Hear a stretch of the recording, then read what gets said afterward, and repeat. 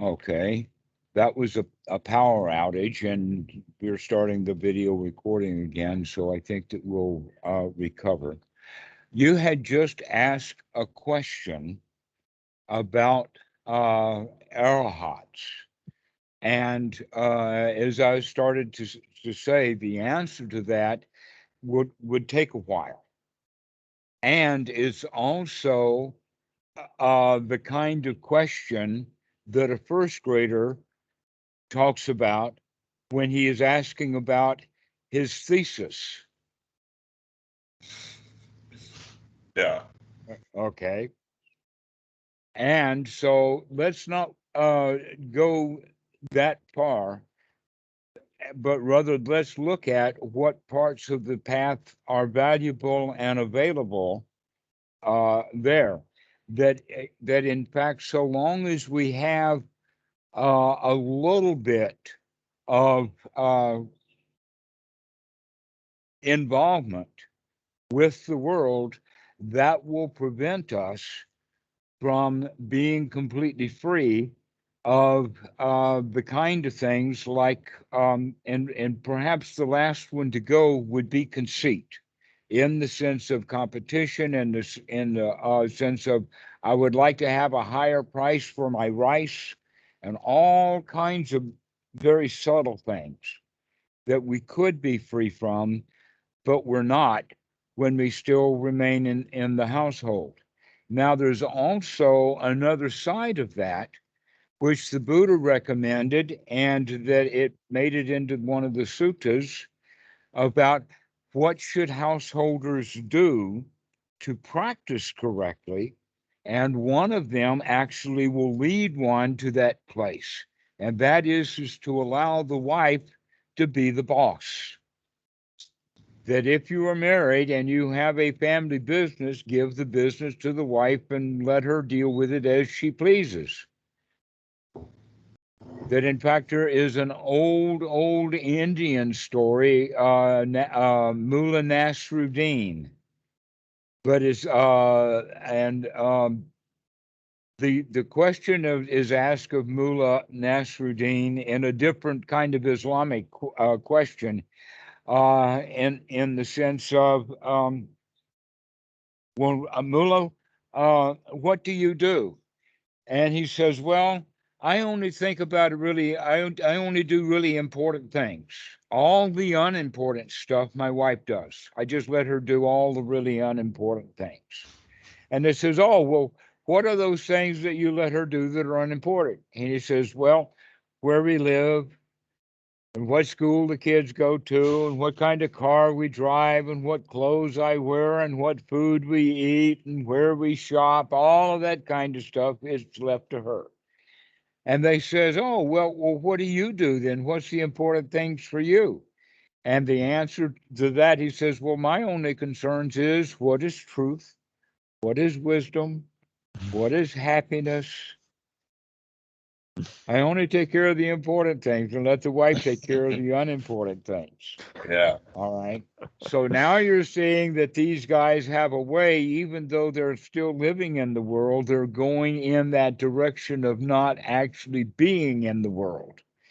That Jesus talked about that in the sense of being in the world, but not of the world. So there is this middle path, or this middle way, to where we don't have to step all the way out of society forever, nor do we have to remain drenched in society, but that we need to pull in and out. And kind of the right way to look at it, it would be is to pull out as often as you can, as long as you can, and go back into it only as much as you actually have to. So being And be like a, selective of what you allow into your awareness. Like mm-hmm. there are certain things you just don't need to concern yourself with, so just don't concern yourself with them, and then you've lifted off a large chunk of Society. potential Right. society from All you. It's society's like great. I don't pay attention to the news or anything like that. The news is too emotive and it's meant to elicit too much of a particular emotional response, whether it be sadness or anger or stuff like that. It's just the way that the news is designed. So there's just no That's point their in business. looking You at and I it. and Yeah, yeah, yeah. Keyshawn, we've talked about that. Media is big time society. Yeah, yeah. The emotions that are surrounded by it, the way that it's meant to make you feel and think, it just don't bother with it. Okay. So getting away from certain aspects of society is a way of seclusion, that Mm, we can be into some aspects of society and not others, and that we can begin to pick and choose. That in fact, this is, we can take it from another sutta. The Sabha Asava Sutta talks about the four requisites in the sense of there are taints to be abandoned by seeing, and there are taints to be abandoned by using, and there are taints to be abandoned by avoiding, and there are taints to be abandoned by whatever goes on. But the one that we're talking about here is the distinction between taints that are to be abandoned by using versus taints to be abandoned by avoiding. mhm. So, an example of the taints to be abandoned by avoiding would be that the monks don't go out at night. Well, nowadays that we have lighting, that may not be so much of a problem, but even in the time of the Buddha, they had red light districts also. And so that's one of the things to avoid at night. And so going out at night is dangerous, and therefore that's to be avoided. Also, cesspools. Mm. Open sewers are to be avoided. Thickets are to be avoided. Surprisingly enough, stumps are to be avoided. Good for Why are water. stumps to be avoided? Right, because often they're a home for vermin under the roots after the stump has died. But there's often snakes under a stump, so that a Mm, stump is to be avoided. But the and this is an important point because we're beginning to approach that in the sense of society and seclusion, because seclusion and avoidance have a very, very close similarity. And then there are the taints that are to be abandoned by using, and one of them is food, another one is clothing, another one is shelter, and another one is medicine. But in this regard, we're talking about the foundations or the fundamentals or the bare adequate. So, bare adequate medicine, barely adequate food, barely adequate clothing, barely adequate housing. And that's something that we have to maintain one way or the other, regardless of what kind of robes or what kind of clothing that we wear. We need to make sure that we've got these four things, and falling under those four things would we could call then poverty in a way that actually causes real suffering. An example of that would be shoes as clothing, that the monks walk around the Wat a lot in barefoot, and they walk out on Pendabat on barefoot, but when they go traveling, they wear shoes, or at least flip-flops, some sort of foot protection. Okay. This is a way of looking at it as to when then or is a certain part of clothing adequate and what part of at what time it's not. So we have to start using wisdom now, moment by moment. But we can use that same quality with the lay life and the way that it interacts with society. That it's better if you can stay away from society. But if you have to have a job, then you've got to go and deal with society. But there's certain aspects of that society that you don't have to deal with. For instance, you do not have to be a boxing coach. There are other professions. mm, Okay. You don't have to do this. You can choose to be something else or to operate in a different profession that is not so bound up in competition. Mm-hmm. That in fact, this is what we would go into as what is right livelihood, because we can find livelihood that does fit with the requisites correctly, and yet does not invite us to harm ourselves or to harm other people, and therefore we can be secluded in that way too. So there is a middle path. And then there's the kind of question that you were actually getting towards, and that is the question about how do we handle our daily lives so that we can spend some time in seclusion and then sometimes not.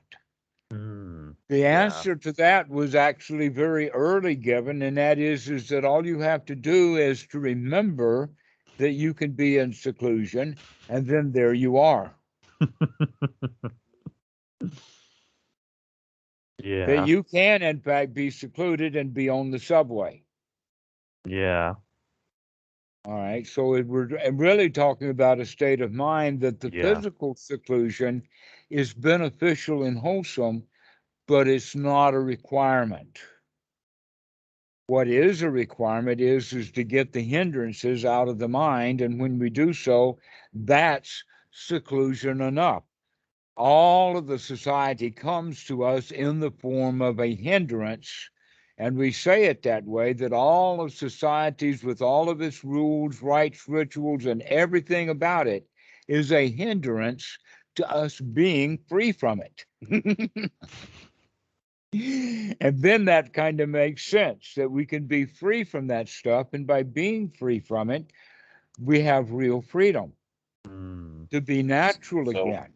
So when you're free from the hindrances, whether you're in the city or in the woods, you're still free from the hindrances, right? It's just that it's more easier to slip back into the hindrances when you're surrounded by, the society. That's right, precisely. Here's an example of that.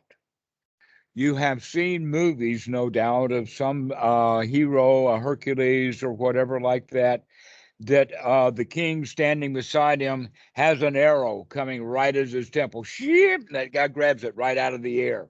Sometimes he doesn't even have to shake. Sometimes he just grabs it and the arrow stops, right? That's the kind of way that we begin to understand is that if we can catch things in time, we can put a stop to it. And so catching the spear in midair, and this is in fact what they were pointing at in the Matrix of being able to dodge a bullet. But you got to be really fast to dodge a bullet, but we can dodge an arrow, and anybody can dodge a spear. Anybody can dodge a spear if they see it coming. Never thought I'd hear the Dharma and the Matrix compared. All right, now let's take this newfound skill of being able to pluck a dukkha right out of the air before it strikes. And there's another image of the warrior that gets off his horse and is standing there defying the mighty warlord way up on the hill to do his best, so because he can catch that arrow. And all of a sudden 10,000 arrows fly right out at it and go so whoop like that, and his whole body is completely covered with arrows. Guess what? He was not fast enough to catch every one of them, but he was foolish enough to be in the area where those arrows were capable of being. That if he really wanted to catch those arrows, he should have been 100 yards away so that they couldn't hit him, right? So now we're talking about a deeper kind of wisdom, and that is that we don't want to let things get too close. And we don't want to have to deal with a whole barrage of stuff. So unless we're ready for it. Having confidence, but not being overconfident, knowing your limits, knowing what's foolish, abiding by those limits, and unless you're Neo. Unless you're Neo, yeah, then you can dodge everything. Yeah, the chosen one. Yeah, but here's the point, though. It's a whole lot easier to not have to be out there dodging stuff. Yeah, but it's a lot cooler to be. It depends upon what you mean by the word cool. Yeah. If you're speaking of it in New Age, then yeah, dodging the bullets is cool. But not having to dodge bullets is even cooler. Yeah, takes a lot less effort. So this is the reason that we're talking about, let us say, the range or the spectrum even of seclusion, but that we got to start someplace, because most people, they don't even recognize that they can get secluded from it.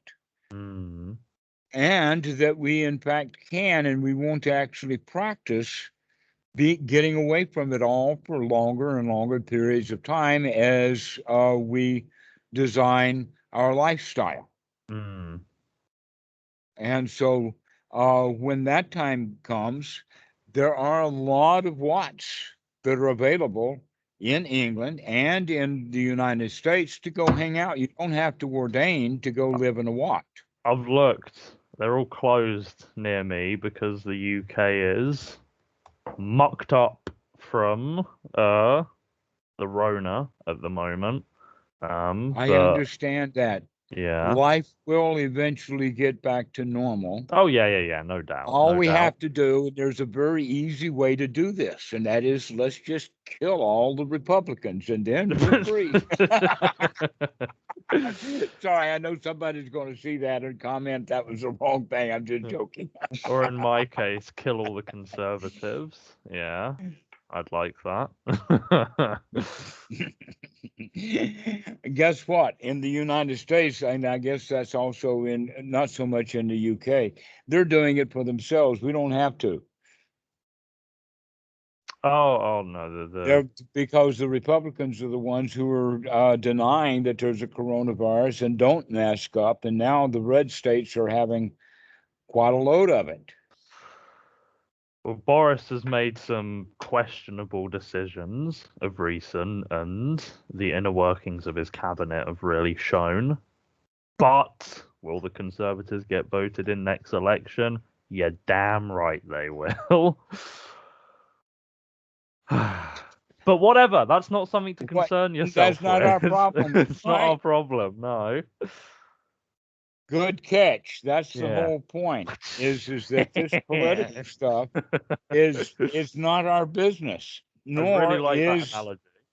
I really like that analogy of just catching the arrow or something. Catching Very that arrow cool. before it Catching it. I got that one right. Yeah, I really like Which that. is back to exactly the same thing as rawhide that we were doing before, of catching that doggy and whacking it before it steals that carrot off the plate. So this is just yet another analogy with that. So that means that, number one, we have to get away from society enough to know what that means, to be really, really sure of what it is that we're moving away from, so that then when we approach it again, we can come back to it without having to. It's like understanding where to stand on the ledge. One more step and you'll fall right into it. So you have to know where that line is. Yeah. And you have to learn that for yourself, about how much can you deal with society.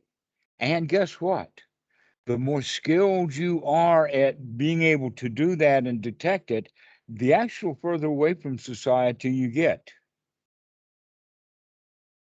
This is a concept that it's like the same as the four requisites, that when you get really good with the four requisites come down, not up. You don't want better accommodations. You're easier going, and lesser accommodations will be okay. And so we actually in that mind state, we toughen up. If we're going to be satisfied, we can either be satisfied and toughen up, or we can be satisfied up to the point of being dissatisfied, and then we're dissatisfied. But if we can toughen up, we can continue to be satisfied.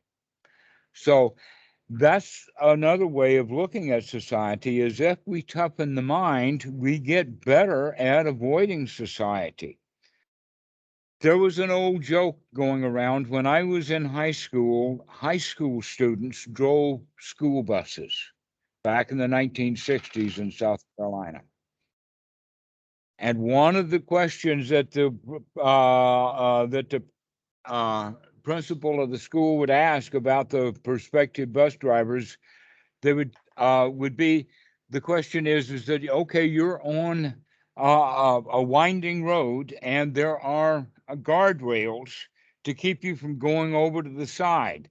How close can you get the bus to the edge of the cliff before you go over the edge? And the hot doggers, they would say, "Oh, I can get within an inch of going over the edge." But the principal was looking for guys who says, "Hey, man, I'm going to stay as far away from the edge as I can. I'm not going to go test and see how dangerous it is. I'm going to stay on the safe side." Yeah, play it safe. Why wouldn't Play you? it safe, exactly. So this is a way of looking. Then is that the edge that we're talking about, or the line that we draw, is probably 6 to 8 meters from the actual edge. Hmm. And so we begin to move things back. We begin to recognize that, hey, the society and all of those rules and all of those shoulds, woulds, and coulds have been interfering with my practice all along. If I go back into that, I'll be going back into all of that interference or all of that noise. That in fact, that's one of the qualities of real solitude, is it's not noisy. Very quiet, very peaceful. Very quiet, very peaceful. Everything is okay. You go back into society, and the deeper into society you get, and the noisier it is. And so that's the trick, beginning to learn to avoid the noise. And so that's part of what solitude is about, is liking quiet. Allow things to be easy. And so we want to practice that a while every day. Practice being in a quiet place. Practice not only letting the air around us be quiet, but also we're not going to let the society come in and operate the mind, that we're going to much more pay attention with wholesome thoughts in this present moment. And so our thoughts are not so noisy. And so we can practice this anytime that we remember to practice it. Yeah, all about remembering. Mm-hmm. And so this is why we want to set sometimes off, so that we are intentionally getting away from society, intentionally putting the headphones down and lowering the laptop and just sitting and being happy and content for a little while. To practice being away from it all. And enjoying that solitude, knowing that the more solitude that we enjoy, the more of the drying out process. That this is, in fact, a lot of the background for the analogies and the story that I've been telling today come from Sutra number 36, with the analogy of the log and the bog. Drawing that log out of the bog and letting it sit up on the shore, and both the gravity and the sunshine will draw that log's water out. And so getting away from it all. And if we're very good at it, then when the log goes back into the water, it's dry enough and buoyant enough that it doesn't sink the way that it did when it was drug out of the water. And so practice getting away from it all, getting into seclusion, spending an hour or two, maybe the weekend, maybe a week or so, a couple of weeks here and there, and literally getting away from it all. And one of the ways of doing that is camping, just shutting the doors to the room and staying in the room. Put the laptop in that room and we'll stay in this one. And we got a door and we can go out and go walking, but we just stay kind of secluded. Or we can go to a formal retreat. Surprisingly enough, the one place that's the least secluded, actually secluded, is the retreat, where you go with 100 other people, each one of them pretending to be in seclusion, and that's a pretty noisy environment. 100 people coming together pretending to be in seclusion is much noisier than actually being off by yourself. And so this is what I would recommend, is to get alone, be away from it all. And then we can practice to be here now, because now the only place to go is back into society. Back into the past, back into the future, back into places that we used to be, instead of being here now. So now we can literally really practice being in the here now. And that also has that practice of being in wholesome thought, because it's the thoughts of the society that are actually the unwholesome thought, the criticism, to where the kind of thoughts that we have are nurturing thoughts. Everything is so nice. Everything is so great right now. Why should I want to go to society and get an earful when I can sit here and just, everything is fine. So, with the householder in the time of the Buddha, a man could remain a householder, a property owner, and still go full on Dhamma. But even though he can do that, he is still a little bit attached to that land. He hasn't given that up yet. Deep down in his heart, he knows that if his wife really does something he doesn't like, he'll scream at her and she'll change her position, or he'll kill her and take over again. He's always got that option. And so, in that regard, actually leaving the town, leaving the property, and going off and living a monastic life is the only way to get absolutely completely free from it. But you could get close enough. Be an engineer. You don't have to be a theoretical mathematician. Just being an engineer, you can get it close enough. Some is better than none. Yes, and a whole lot is better than very little. Oh yes, oh yes. And being completely drenched with it is good enough. You don't have to be drowning in it.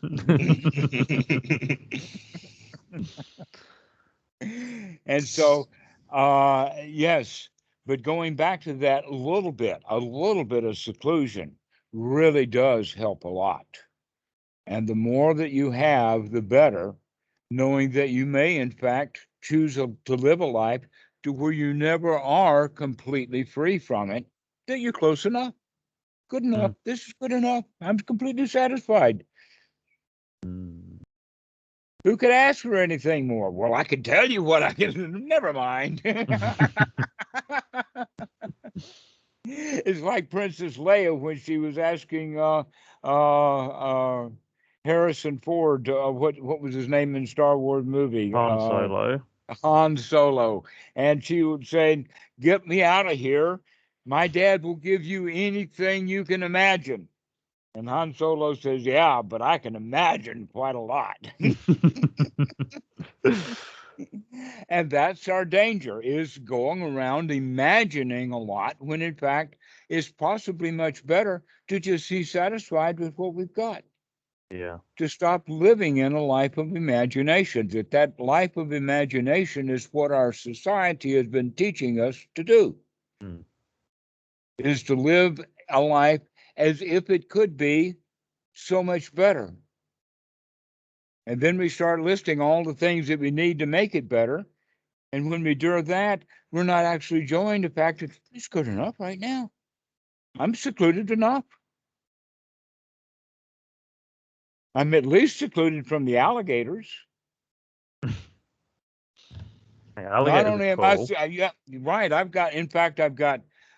We've got monitor lizards. There are actual alligators. There's crocodiles, and then there's the Washington version of alligators, Washington D.C. version of alligators, and I'm free from all of them.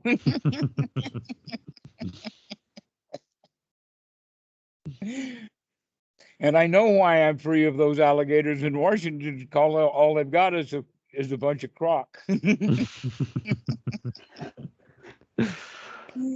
Yes. So anyway, that's the whole idea about getting into seclusion is practice, notice, and recognize that it really is a lot easier to get away from the world so that we can get away from the world rather than trying to do it while we're in the middle of the world. But when we get fairly good at getting away from the world, we can go back into the world and still not and get away with being out of the world. Jesus actually talked about that in the sense of being in the world, but not of the world. Yeah. Of going back and visiting for a while, spreading some metta, enjoying some company. And then we go back into seclusion and everything is good again. And so it really has a lot to do with attitude. Yeah, yeah.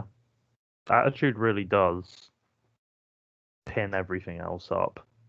Mm-hmm. Right. If you've got the wrong attitude, then everything is really a lot of work. And if you've got the right attitude, it's easy. Yeah. And all you changed was your attitude. If your attitude's off, then your effort is off, your view is off, your sati is off, everything is off. The attitude really is the basis of everything. Mm-hmm. Yeah. This is why we practice right view and right sati and right effort, is to build up that right attitude. And once we do, we can recognize, hey, that attitude, that sama sankappa, that was the whole show. Is that right attitude? An easy example is that mommy comes into the kitchen and sees all the garbage, and so she calls her teenage boy, "Come clean the garbage." And he cleans it out. He picks up the garbage and takes it out to the road, but he doesn't enjoy it at all. He's doing it because he was told to do it. Now, the other possibility is that before mom got home, he walked into the kitchen and says, "Oh, look at all of that garbage. I'll clean it up before mom gets home and surprise her."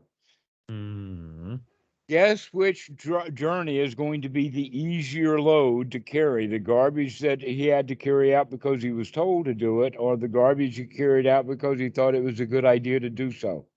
Good idea. And that's an attitude or what? Yeah. A very different attitude. Yeah. And so having the attitude then of seclusion, rather than, oh, how do I get it? How do I, I want it. I've heard so much about it. And oh, poor me, I don't have enough of it. Oh, Keyshawn, how did you get seclusion? Oh, poor me.